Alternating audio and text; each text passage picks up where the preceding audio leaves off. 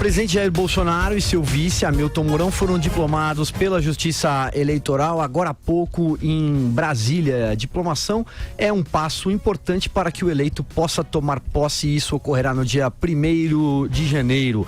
Jair Bolsonaro se emocionou durante a execução do hino nacional e disse que, abre aspas, o poder popular não precisa mais de intermediação. A diplomação, eu disse, é um passo importante, mas é protocolar.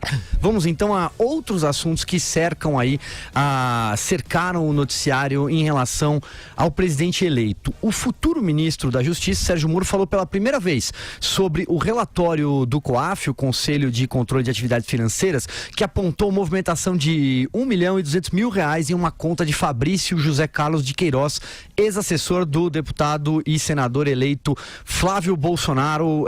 Ao jornal Estado de São Paulo, Moro afirmou, abre aspas, sobre o relatório do COAF, o senhor presidente eleito já esclareceu a parte que lhe cabe no episódio.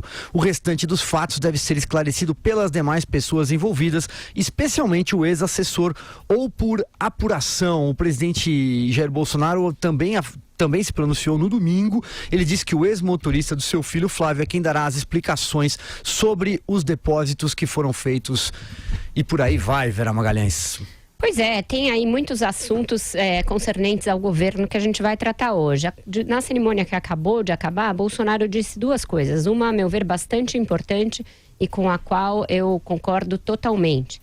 Ele disse que o poder do voto é inquebrantável e que o compromisso com a soberania do voto popular é também inquebrantável. Portanto, um compromisso firme com a democracia num momento ali oficial de diplomação, que eu considerei bastante importante porque vem ao encontro de outras declarações que ele já fez, de que vai ser um seguidor fiel da Constituição, de que não vai se desviar dela em nenhum milímetro. Então essa eu achei uma fala importante. Essa outra fala que a imprensa está destacando, de que não existe mais intermediação entre o poder, entre o povo e o poder, essa eu achei um pouco estranha. Ele quis se referir à comunicação, porque ele deixa claro isso na frase logo em seguida, quando ele diz o seguinte, abre aspas, para o Jair Bolsonaro. Vivenciamos um novo tempo. As eleições de outubro revelaram uma realidade distinta das práticas do passado. O poder popular não precisa mais de intermediação. As novas tecnologias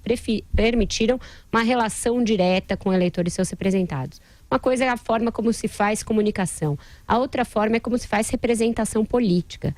E essa é impossível que seja feita sem representação, sem intermediação, portanto. Seja do Congresso, seja do próprio Bolsonaro. Esses representantes eleitos nada mais são do que intermediários entre essa vontade popular expressa pelo voto e a realização das políticas públicas e das demais demandas de um governo. Portanto, é um pouco mistificadora essa fala. Quando ele fala em falta de intermediários, ele está afetando algo que não é inteiramente verdadeiro. E é importante que as mistificações comecem a ficar pelo caminho, porque a gente tem 4 anos de um governo que não se quer que seja pautado por mistificações. E aí a gente entra nesse outro assunto que você trouxe, Silvio. O assunto que dominou o fim de semana é esse da movimentação atípica na conta de um assessor do Flávio Bolsonaro. Não é qualquer assessor, não é um mero motorista. Trata-se de um amigo de 34 anos do Jair Bolsonaro. Alguém com quem ele ia para pescarias, alguém que frequentava a sua casa em churrascos e alguém para quem ele emprestou, sem pedir nem recibo e sem nem sequer declarar no imposto de renda, R$40 mil a confiar nas suas próprias declarações. Portanto, alguém muito próximo. E esse alguém muito próximo movimentou R$1.200.000 na sua conta bancária ao longo de um ano, fez saques contínuos dessa mesma conta, muitos no mesmo dia, em quantidades picadas, recebeu depósitos e transferências do pessoal do gabinete, inclusive de familiares, e ninguém da família Bolsonaro se dignou a falar com ele no fim de semana. O Eduardo Bolsonaro estava na cúpula conservadora e disse que não falou com o Fabrício. O Jair Bolsonaro disse que não falou com o Fabrício desde que o caso veio à tona. E o Fabrício simplesmente desapareceu. O único que disse ter falado com ele foi o Flávio Bolsonaro, que disse que ele lhe deu uma explicação que ele considerou bastante plausível, mas não disse qual. Portanto, a gente está com uma nuvem aí de incerteza a respeito desse caso. O que me chama a atenção para a declaração do ex-juiz e futuro ministro Sérgio Moro. É a declaração de alguém que está se baseando muito numa crença, em algo em que ele quer acreditar, mas que não condiz com o padrão e a régua que ele mesmo, Sérgio Moro, estabeleceu em relação a outras pessoas. Ele diz que em relação ao Bolsonaro está esclarecido, só com base nessa explicação dos empréstimos. De novo, sem um recibo desses mesmos empréstimos, sem um pagamento posterior, sem mesmo declaração no imposto de renda. Só o fato dessa declaração não existir já bastaria para o juiz Sérgio Moro pedir mais investigações a esse respeito. Da mesma maneira, ele não fez menção a algo importantíssimo, que são os depósitos de outros funcionários na conta deste assessor. Isso, em qualquer lugar do mundo, tem cheiro, cor e cara de pedágio no salário do pessoal, porque muitos desses depósitos, dessas transferências, eram quase a totalidade dos vencimentos das pessoas naquele mesmo período. Elas transferiam quase integralmente uma quantidade bastante grande de dinheiro para a conta do senhor Fabrício Queiroz. Isso não parece razoável, não me parece que seja um bolão da Mega Sena. É algo além. Então, eu acho que tem pesos e medidas bastante diferentes em relação ao que era antes e agora. Do Moro, do Onyx Lorenzoni, do próprio Jair Bolsonaro. Acho que nos próximos dias, a depender da evolução das investigações, essas autoridades vão precisar dar explicações adicionais, Silvio. Carlos Andreas, as suas considerações. Pois bem, eu assisti agora ao pronunciamento do Jair Bolsonaro, achei bom, enxuto, 3 eixos principais: a defesa da Constituição, que é a defesa do Estado de Direito, defesa do liberalismo na área econômica e a defesa da bandeira da segurança pública como uma prioridade. Achei bom, sobretudo sóbrio, no ponto. Não posso dizer o mesmo da fala de Rosa Weber, né? Que, mais uma vez, como tem sido típico de alguns ministros do Supremo, se comportou como uma espécie de professora, querendo dar aulas de democracia a um presidente da República eleito, recém-eleito. Tem algo descalibrado no comportamento desses ministros do Supremo. Eles realmente acreditam que, em função da atividade ativista que exercem, excedendo o limite do poder que encarnam, que eles são algo mais do que ministros do Supremo e que podem postular e dar aula e ordens a respeito de matérias que não cabem, fica inadequado. Hoje a Rosa Weber parecia a secretária-geral da ONU. Falou da ONU 100 mil vezes, tem uma espécie de prevenção, algo específico em relação ao Bolsonaro. É quase como se ela acreditasse que o sujeito é um fascista, pronto a tomar o Estado e transformar isso aqui, sei lá no que. Achei inadequado. E aí a gente chega à fala do Sérgio Moro. Na fala do Bolsonaro havia uma expectativa muito grande sobre a capacidade de transpor para a política pública a sua identidade em relação à segurança pública. O ministro da Justiça e da Segurança Pública é o Sérgio Moro. E aí, para mim, fica muito claro os limites de quando um juiz, ex-juiz, entra no campo da política. Porque disso que se trata. Aí o Moro começa a pisar em ovos, porque não é mais um representante do Estado, mas parte de um governo, de um esquema legítimo, de um esquema de um projeto de poder. E as limitações ficam muito claras. Vejam que há uma mudança aí. Ele diz no áudio que está disponível, em que ele comenta o caso do funcionário, do assessor do gabinete do Flávio Bolsonaro, do antigo assessor, que não falará mais sobre casos concretos. É ou não é uma mudança? Porque até pouco tempo, indicado já ministro da Justiça, ele falou que, inclusive em concertação com o presidente eleito Jair Bolsonaro, seria uma espécie de fiscal dos ministérios, fiscal dos colegas, fiscal do ambiente do Planalto, do governo, portanto. Isso no campo das ideias, no campo ideal. Quando se apresenta ao mundo real e a dinâmica do ambiente político, aí a coisa muda de figura. E logo num caso que envolve ainda lateralmente, tangenciando um filho do presidente eleito. E aí o Sérgio Moro tem que entrar no esquema da política e acreditar, porque não lhe resta muita coisa, acreditar na fala do Jair Bolsonaro. Com efeito, a situação é a seguinte: um ex-assessor do Flávio Bolsonaro, muito amigo da família, com relações íntimas, fotos em churrasco e tudo mais, movimentou 1,2 milhão durante um ano, deu um cheque de sua conta, depositou na conta da futura primeira-dama, e o fato novo, que não havia sido tratado, porque nós não tínhamos a informação na semana passada aqui no programa, recebendo depósitos, transferências de conta de colegas do gabinete do Flávio Bolsonaro.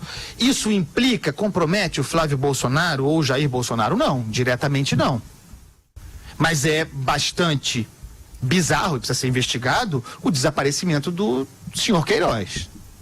A pergunta agora necessária, inclusive deveria ser a principal demanda do Jair Bolsonaro para esclarecer o problema, e aí sim por nos dar por satisfeitos: onde está Fabrício Queiroz? Onde está Fabrício Queiroz? Onde ele está? Como é possível falar com ele? Que satisfação pública, sem intermediários, a palavra que o Jair Bolsonaro usou hoje, sem intermediários, sem o Flávio Bolsonaro para intermediar aquilo que o Queiroz diz. Onde está esse senhor? Que esclarecimento ele dará sobre o movimento dessa grana, realmente inconsistente com os seus vencimentos? Há muita especulação a respeito. Fala-se em concussão, no caso especificamente ser uma espécie de rateio do salário dos colegas, centralizado ali para um fim que nós não sabemos qual é algo que se especula, não há nada a esse respeito a não ser a movimentação. Fala-se de outra parte em algo como uma espécie de agiotagem de sua parte. Tudo isso poderia ter acontecido sem que o Flávio Bolsonaro soubesse. Poderia, mas precisamos ouvir o senhor Queiroz. E outra coisa, isso precisa de uma investigação formal. Estamos esperando também o Ministério Público formalizar o início dessa investigação. É isso. Joel, sua análise. Olha, a fala do Bolsonaro, essa frase que está sendo destacada, realmente revela, na minha opinião, é uma amostra, é um diagnóstico real do sentimento dos tempos que a gente vive. As eleições de outubro, disse o Bolsonaro, revelaram uma nova prática. O poder popular não precisa mais de intermediação. E é esse sentimento, um sentimento verdadeiramente revolucionário, que tem definido os dias de hoje. As pessoas não acreditam mais nas instâncias intermediárias. As pessoas não acreditam mais em Congresso, os políticos estão ali para representá-lo, a velha classe política. Não acreditam mais na mídia, que fazia esse papel do ponto de vista da informação. Não acreditam e se revoltam contra as instituições de ensino. Todas essas instituições... O judiciário também. O próprio judiciário desacreditado. Todas essas instituições que tinham esse papel de intermediar as relações de poder na sociedade, ou de informação, que também é uma forma de poder, aí estão em descrédito. E as pessoas estão se levantando contra isso. E a eleição do Bolsonaro, bem como outros fenômenos que a gente observou recentemente, como a greve dos caminhoneiros trouxe isso muito forte também, é um pouco esse sentimento, um sentimento de revolta, de revolução contra essa ordem estabelecida, contra as instituições intermediárias. A eleição dele é isso. E ao longo da história, houve muitos momentos históricos em que a humanidade passou por isso também, momentos de verdadeira revolução. Em geral, as pessoas trocam essas instituições dadas, vistas como apodrecidas, corrompidas, pela crença no poder quase messiânico de uma figura forte, na força de algum indivíduo que tem o carisma para mudar aquilo lá. E tem o lado positivo e o lado negativo. O lado positivo é que realmente dá uma chacoalhada e algum nível de limpeza aí naquilo que estava realmente apodrecido. Por outro lado, a tendência é que as pessoas se decepcionem bastante também com aquilo que elas colocam no lugar, com essa crença, com essa fé quase religiosa que elas depositam no poder de um líder, né? E esses dias de hoje a gente está vendo os limites, os perigos de depositar uma fé e uma confiança tão grande em alguém, né? Acredito que com o governo Bolsonaro algo similar vai acontecer. A gente foi colocado ali com essa crença no poder quase redentor da candidatura dele para limpar tudo isso que está aí, mas vai ter um momento de contato com a realidade também, como a gente já está tendo, com esse caso do Flávio Bolsonaro, porque é curioso que o Bolsonaro tenha se eleito, ele e os filhos dele se eleitos, se mostrando como negações da política, como figuras da antipolítica, como figuras que estavam aqui para mudar a política, quando na verdade estão há décadas fazendo parte da política brasileira. essas transações que foram reveladas aí pelo COAF, do assessor do Flávio Bolsonaro, tem cara de, como já foi mencionado aqui, tem cara de, isso não é prova, mas tem cara de mesada dos comissionados ali do gabinete. É uma corrupção? Sim, é uma pequena corrupção. Por outro lado também, e agora que eu me preparo para as críticas, por outro lado também, é a forma de funcionamento de grande parte, de enorme parte da política brasileira, ainda mais no Rio de Janeiro. Isso aí é a coisa mais comum do mundo, de todos os partidos, de todo... Portanto, criar uma indignação popular ferrenha com relação a isso me parece improdutivo e não me parece o caminho a seguir. Eu tenho, como todo mundo sabe, 1 milhão de críticas ao governo eleito Bolsonaro, aos filhos dele, a tudo que eles representam. Mas isso, essa crítica, esse sentimento jacobino de revolucionário, de perseguição, mesmo a pequeniníssima corrupção brasileira, não me parece que seja um caminho a se seguir para a gente realmente renovar o nosso espectro político. Vamos acompanhar. Eu estou com o Sérgio Moro aqui, que na sua tentativa de entrar para a política aí está com umas frases que me remetem um pouco a Dilma também. Eu vou ler rapidamente aqui, que ele diz o seguinte, ó. Então, esses fatos têm de ser esclarecidos. O presidente já apresentou alguns esclarecimentos. Tem outras pessoas que precisam prestar seus esclarecimentos. E os fatos esclarecidos, se não forem esclarecidos, têm de ser apurados.